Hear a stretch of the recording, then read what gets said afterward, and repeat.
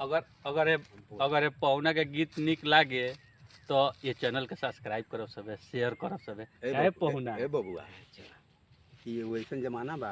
अच्छा अच्छा कि हमनी के तीर मूर्ति खड़ा बन जा। अच्छा आज जमाना रंग जमाना बा बेरा। अच्छा हां का जमाना बा? लेकिन वो रंग जमाना बेकार बा ना कैसन जमाना बा तनी बताओ तो पौना। अब जैसे अरे कुछ खइले पियले पर बात बा।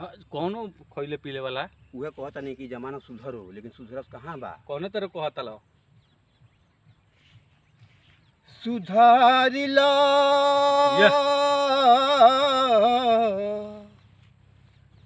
रहनिया ए राजा जी, रहनिया ए राजा जी, रहनिया ए राजा जी। के कहता?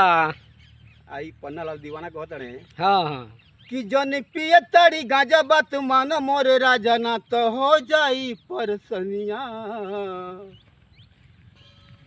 जन पिय तड़ी गाजा बात मान मोर राजा ना तो हो जाई परसनिया।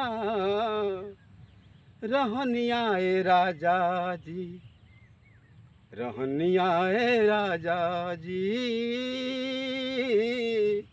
रहनिया ए राजा जी। आए देखी और का कहत अरे एहू के देख ली सामने कि खराब बा कि निमन बा। ई नासा घर ना सके हवे, खेलल जुआ बुरा तास के हवे।